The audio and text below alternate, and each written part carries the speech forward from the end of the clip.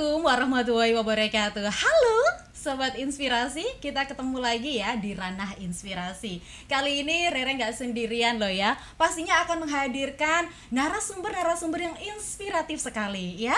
Tentu saja kita sudah bersama dengan narasumber yang luar biasa. Kita sapa dulu yuk. Selamat siang Ibu Sri Wahyuningsih SHMH, Kepala Bidang Pembinaan dan Pengembangan Kapasitas Lingkungan Hidup Dinas PKPLH. Selamat siang Ibu. Selamat siang Mbak Rere. Saya boleh memanggil dengan Ibu Nining ya? Boleh. Iya, Ibu boleh disapa dulu Sobat Inspirasi yang ada di sana yang sedang simak kita. Siap. Selamat siang semuanya Sobat Inspirasi. Perkenalkan, saya Nining. Saya di Dinas PKPLH sebagai Kepala Bidang Pembinaan dan Pengembangan Kapasitas Lingkungan Hidup. Kami akan mendiskusikan bersama terkait dengan pengelolaan sampah ke depannya. Terima kasih. Terima kasih Ibu Nining ya. Nah ini, kalau kita dengar tentang PKPLH ya Bu, kalau yang ada di otak saya tuh pasti sampah gitu. Truk sampah kan tulisannya udah PKPLH gede gitu ya Bu ya. Berarti ini Ibu Nining setiap harinya memang mengurusi tentang persampahan di Kudus Bu ya. Bisa diceritakan juga nih Bu, berapa total kapasitas yang ada di Kudus dan seperti apa pengolahannya mungkin dari rumah ke rumah sampai ke TPA Bu ya. Silakan Ibu Nining. Iya, terima kasih. Untuk kapasitas pengelolaan sampah tiap harinya itu sampai 450 ton sampai 500 ya. Itu kalau misalkan itu belum ada event-event dan lain sebagainya. Perharinya memang seperti itu. Karena berdasarkan data yang kami punya, itu yang setiap sampah yang masuk itu di Kabupaten Kudus untuk secara keseluruhan memang 450 ton, tetapi sampah yang masuk ke TPA sekarang itu seputar 210 ton per harinya. Kita mendapatkan data dari TPA. Sedangkan untuk pengelolaan sampah dari hulu ke hilir itu kita kalau berbicara hulu itu kan memang dari rumah tangga. Dari rumah tangga, hilir dari TPA. Jadi pengelolaan sampah dari hulu ke hilir tentunya sebagai warga kita harus memilah sampah dari hulu terlebih dahulu, memisahkan sampah dari sampah organik dan organik. Setelah itu nanti dibawa ke tempat pengolahan fasilitas sampah dan selanjutnya diadakan pemilahan, dan setelah itu nanti yang dibuang ke TPA hanya residu saja. Pengennya seperti itu ya Bu ya. Tapi dalam kenyataannya masyarakat kita itu kebanyakan malas gitu ya Bu untuk memilah sampah. Biasanya kan jadi satu aja dia biar nanti dipilih sama Pak Sampah kayak gitu. Bagaimana pendapat Anda Bu tentang kesadaran masyarakat yang sepertinya memang masih kurang? Betul. Ini kesadarannya itu kan memang masih kurang sekali nggih. Tentunya kita dari pemerintah kan tentu terus melakukan edukasi dan ini pada kesempatan ini mungkin cara sesuatu yang baik untuk mensosialisasikan terkait dengan sosialisasi pengelolaan sampah. Jadi kesadaran warga tentunya tidak hanya di Kabupaten Kudus saja. Jadi mungkin kita bicara sampah itu kan memang sesuatu yang krusial dan memang susah untuk menumbuhkan kesadaran warga. Jadi untuk kesadaran warga di Kabupaten Kudus itu masih kurang, dan terkait dengan kesadaran warga tentunya kita bisa melihat apakah kesadaran warga itu bisa ada progres naiknya atau tidak. Itu kita bisa melihat ada beberapa faktor yang kita bisa melihat apakah kesadaran warga itu bisa dikatakan ada progres naik atau tidak. Tentunya kita bisa melihat masyarakat itu bisa terlibat dalam pengelolaan sampah secara baik, dan bisa dilihat juga bagaimana masyarakat itu mengurangin penggunaan plastik, dan bisa dilihat volume timbulan sampah di TPA itu bisa dilihat. Jadi dari itu kita bisa melihat before dan afternya. Jadi kalau misalkan kita bicara kesadaran, mungkin warga sudah bilang kita sudah sadar, tetapi kita bisa melihat indikatornya salah satunya adalah seperti itu. Dan tentunya warga juga harus tahu dan bagaimana dampak negatifnya sampah itu terhadap kesehatan. Begitu. Nah, itu ya. Jadi ini untuk Sobat Inspiratif harus ya pilih sampah, pilah itu tadi yang harus dari rumah gitu ya. Jangan malas untuk memisahkan sampah gitu ya, biar untuk mempermudah. Kemudian juga tadi ya Bu, melihat kurang atau masih menumpuknya volume sampah Betul, yang ada. iya. Baik, oke. Mungkin ini sudah langsung terbuka pikirannya. Oh, baik, ini berguna sekali pilih dan pilah sampah. Oke, baik. Nah, yang terbaru lagi ini Bu ya, tentang sosialisasi instruksi Bupati dan juga petunjuk teknis Bu Nining ya, tentang gerak pilah sampah di 2025 ini. Bagaimana ini? Seperti apa dan bagaimana bisa disampaikan kepada masyarakat? Ya, makasih Mbak Rere. Terkait dengan instruksi Bupati dan petunjuk teknis, ini regulasinya sebenarnya sudah kita kirimkan beberapa waktu yang lalu, bahwa instruksi Bupati Kudus ini memang kita tujukan kepada beberapa pelaku stakeholder, tentunya ada juga perangkat daerah, juga ada instansi, juga ada kepala desa, kelurahan, pelaku usaha, pimpinan perguruan tinggi, pondok pesantren, madrasah, dan juga aparatur sipil negara, dan juga seluruh masyarakat yang ada di Kabupaten Kudus, bahwa diharapkan jadi semuanya itu melakukan gerak pilah sampah antara sampah organik dan anorganik. Sedangkan untuk petunjuk teknis sendiri itu di situ termuat di dalamnya ada penjadwalan pelayanan dinas, yaitu untuk sampah organik jadwalkan hari Senin, Rabu, dan Jumat, dan untuk anorganik itu hari Selasa, Kamis, dan Sabtu. Dan khusus yang untuk residu dikirim pada hari Sabtu. Dan di dalamnya itu tentunya diwajibkan para pelaku ini untuk memilah sampah antara sampah organik dan anorganik. Itu kan memang untuk sampah organik dan anorganik, sebagaimana kita tahu itu kan ada beberapa jenisnya ya, ada beberapa jenis di dalamnya, dan itu nanti para petugas atau abang-abang sampah yang mengambil itu tentunya sudah dari warga ini sudah berbentuk sampah pilah. Sedangkan untuk ASN sendiri itu kan memang sudah ada sampah, diwajibkan untuk menyediakan sampah pilah, yaitu sampah yang berwarna hijau dan berwarna merah. Jadi khusus untuk sampah organik dan sampah anorganik. Jadi untuk memudahkan para petugas, para abang sampah untuk mengambil sampahnya sesuai dengan warnanya itu. Sampah yang tercampur dinas tidak akan mengambil, dan bagi yang mandiri itu juga bisa bekerja sama dengan pusat olah organik, di mana di sana itu kan juga sudah ada pengelolaan sampah organik sebanyak pengolahan 50 ton, dan itu bisa dikomunikasikan, semua sudah bisa berkoordinasi dan berkomunikasi dengan apa yang sudah tertuang dalam regulasi tersebut. Demikian Mbak Rere. Yes. Kalau tentang peralatannya sendiri Bu, ada insinerator dan sebagainya, apakah sudah dimaksimalkan Bu? Iya. Yang terkait dengan insinerator tentunya itu kan memang bantuan dari CSR, dalam hal ini Jarum, itu yang sudah menerima penerima manfaat adalah di 2 desa, yaitu Desa Kedungdowo dan Desa Jatikulon, yang baru kemarin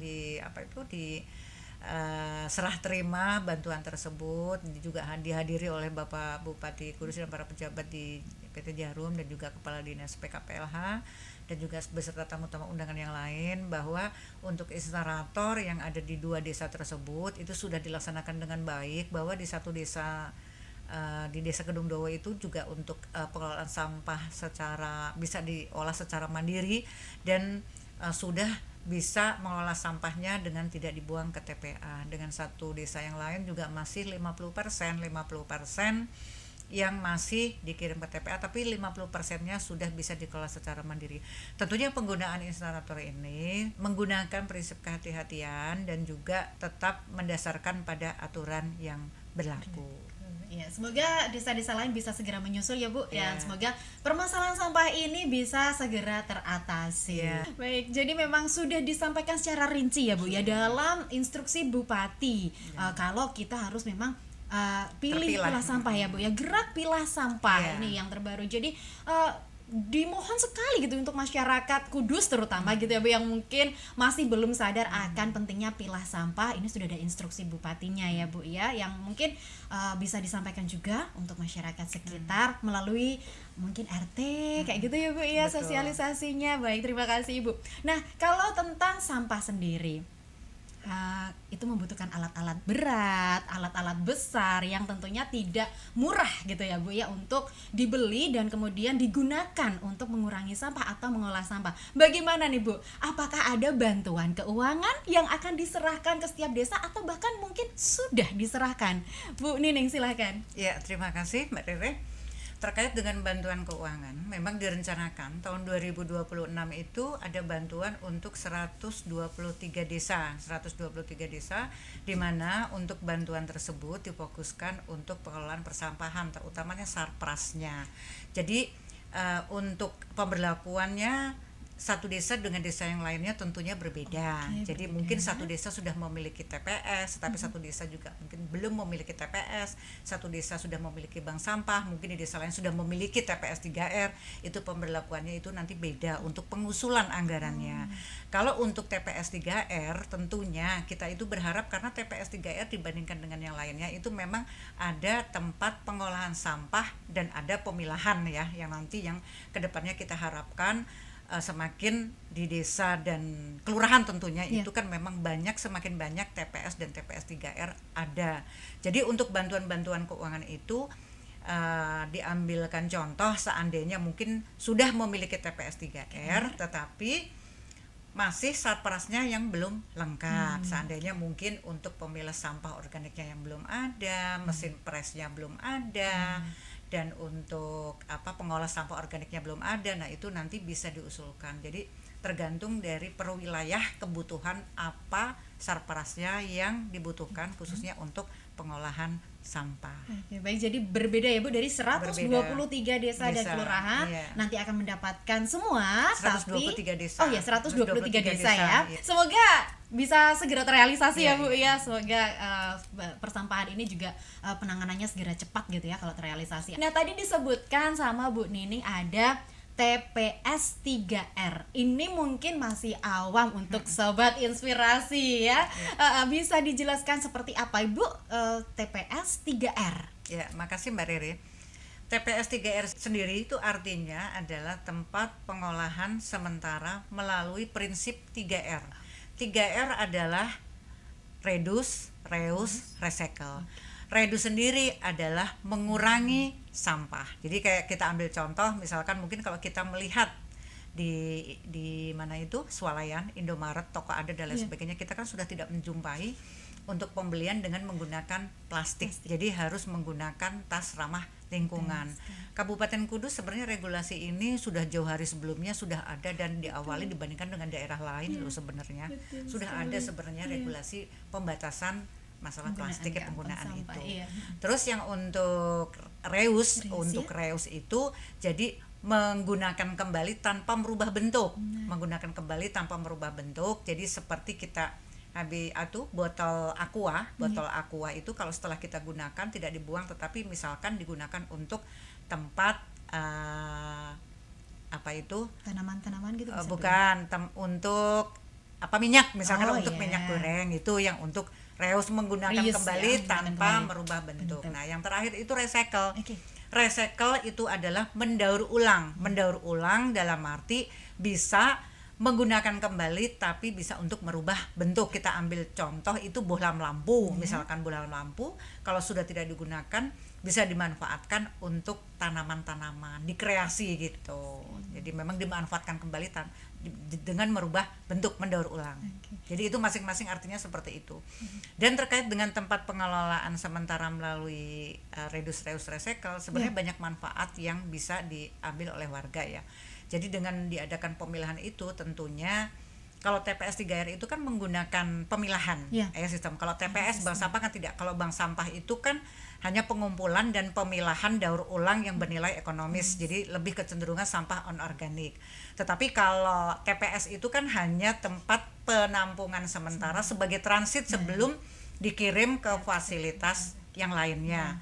Nah, untuk TPS 3R sendiri itu ada pemrosesan, ada pemilahan. Jadi antara sampah organik dan anorganik. Sedangkan untuk sampah organik sendiri itu kan bisa dimanfaatkan menjadi nilai ekonomis, bisa dijadikan untuk kompos, ekoenzim, maggot, dan ini ada yang baru kemarin di Lau itu untuk pakan ayam. Sedangkan untuk pakan ayam itu mereka yang sudah memiliki usaha ternak itu kan memang kalau untuk membeli apa itu obat pakannya itu kan mahal kalau di pabrikan. Kalau bisa memanfaatkan sampah organik itu kan bisa menekan biaya produksi untuk itu.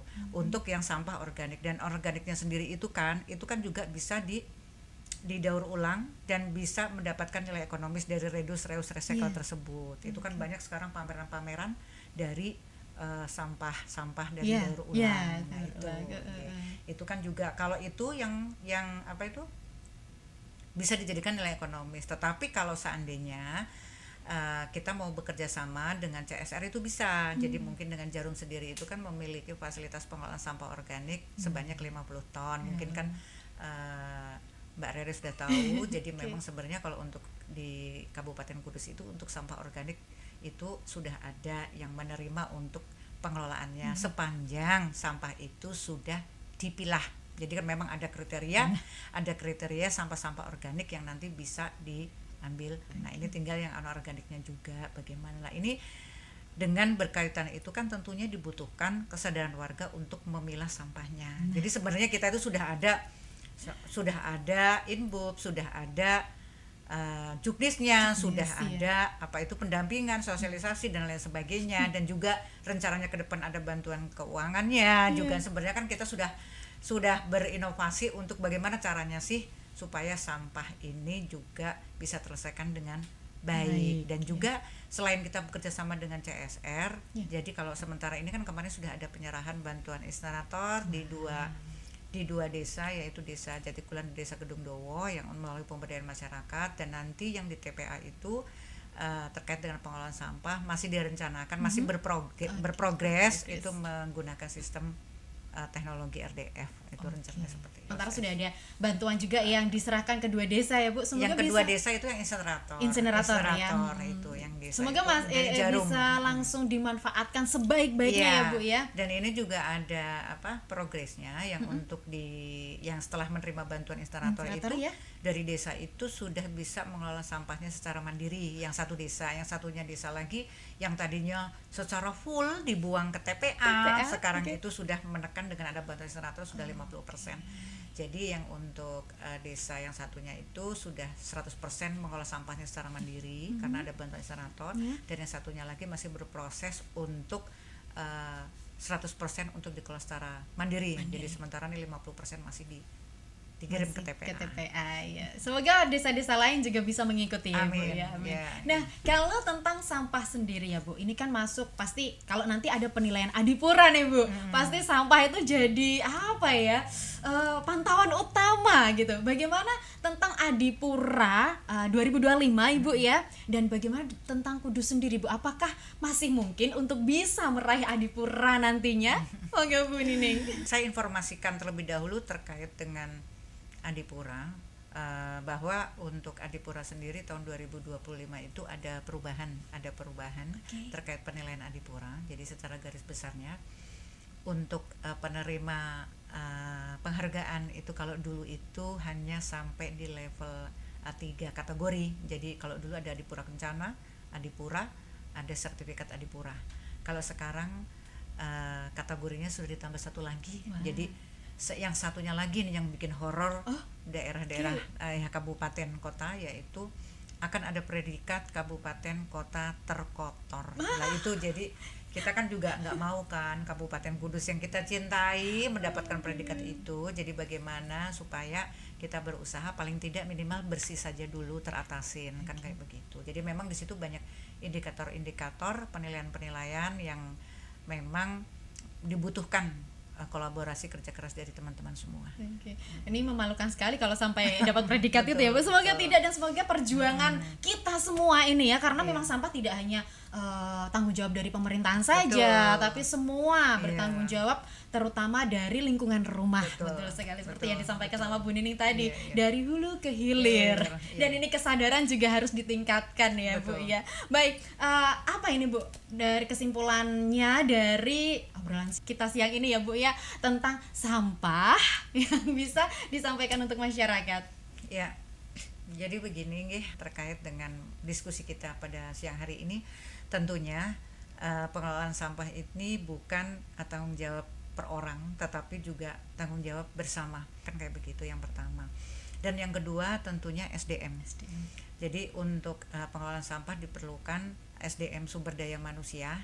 Jadi bagaimana untuk SDM-nya ini juga bagaimana. Jadi kita kan dituntut juga untuk inovasi dan lain sebagainya, dan juga untuk SDM itu kan terkait dengan pengelolaan sampah, mungkin tidak hanya di TPA, juga di desa-desa itu kan juga membutuhkan anggaran. Jadi kan memang untuk SDM sendiri itu kan memang perlu dipikirkan kan begitu ya. Jadi memang SDM-nya juga perlu ditingkatkan. Bagaimana caranya untuk mengoperasionalkan nanti ke depannya, ada mungkin teknologi yang ada, dan itu kan juga perlu dipikirkan untuk SDM-nya. Dan yang terakhir ya itu tentunya dibutuhkan masing-masing di desa itu ada fasilitas pengelolaan sampahnya. Itu baik ada mungkin yang minimal bank sampah lah, itu juga ada. Selain bank sampah ada TPS, ada TPS 3R. Kalau TPS kayaknya kalau di Kudus itu kan belum ada, itu masih nanti ke depannya. Dan yang paling penting sekali adalah kesadaran warga. Nah, ini yang tampaknya itu mudah tetapi sulit gitu kan. Tadi awal sudah disampaikan Mbak Rere bahwa kesadaran warga di Kabupaten Kudus sangat kurang. Saya kira mungkin tidak hanya di Kabupaten Kudus ya, hampir semuanya kesadaran warga itu kurang, karena mereka itu kan berpikir saya sudah bayar dan sudah bagaimana gitu kan. Jadi sehingga mereka timbul untuk memilah sampahnya menjadi kurang. Tetapi kalau ini sudah dilakukan secara kontinu, membuang sampah dari hulu sajalah, untuk perilaku kita itu sudah ditekankan setiap harinya untuk membuang sampahnya di tempat sampah dan memilah sampah organik dan organiknya di dua tempat yang berbeda. Itu sebenarnya awal yang sudah baik. Tapi kalau itu sudah dilakukan secara berulang dan terus-menerus, itu akan menjadi kebiasaan yang bagus, dan insya Allah nanti ini mengubah perilaku warga yang semula yang tidak peduli sampah menjadi peduli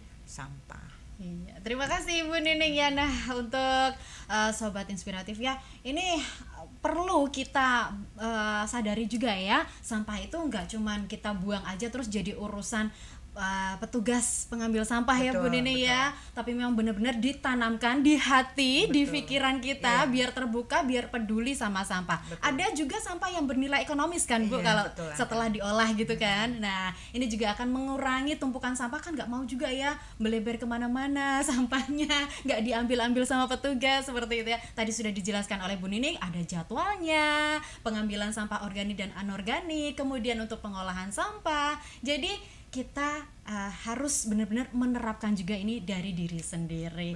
Oke. Nah, Bu Nining, saya ucapkan terima kasih atas inspirasinya siang ini.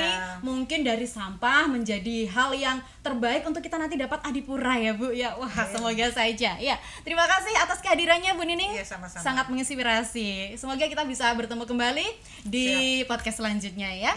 Nah, sampai di sini saja Sobat Inspiratif. Rere ketemu di Ranah Inspirasi. Nah, nantinya juga akan ada sobat-sobat inspiratif lain yang akan datang untuk kita ngobrol bersama. Kita ketemu di Ranah Inspirasi berikutnya. Semoga semakin menginspirasi. Rere pamit, terima kasih. Wassalamualaikum warahmatullahi wabarakatuh. Waalaikumsalam warahmatullahi wabarakatuh.